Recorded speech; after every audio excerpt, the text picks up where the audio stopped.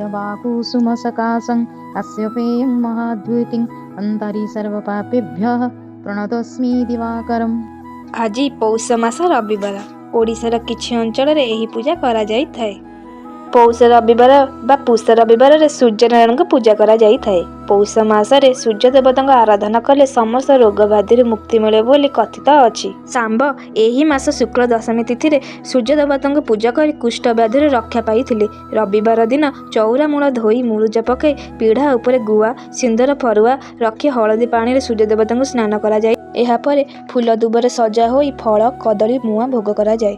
ଏହି ପୂଜାରେ ମୁଖ୍ୟତଃ ମୁଆଁକୁ ଭୋଗ କରାଯାଏ। ତାପରେ ସୂର୍ଯ୍ୟ ଦେବତାଙ୍କୁ ଆଳତୀ ଏବଂ ବନ୍ଦାପନା କରାଯାଏ। ପିଲାମାନଙ୍କ ମଧ୍ୟରେ ପ୍ରସାଦ ବିତରଣ କରାଯାଏ। ଶେଷରେ ଦୁବ ଫୁଲକୁ ମାଆମାନେ ମଥାରେ ମାରି ଖୋସାରେ ଖୋସିଥାନ୍ତି। ପରିବାରରେ ସମସ୍ତେ ନିରୋଗ ସୁସ୍ଥ ରହିବା ପାଇଁ ଆମେ ନିଜ ଆଖିରେ ଦେଖିପାରୁଥିବା ଏକମାତ୍ର ଦେବତା ସୂର୍ଯ୍ୟଙ୍କର ଉପାସନା ସତରେ ଏକ ନିଆରା ଅନୁଭୂତି ଆଣିଥାଏ।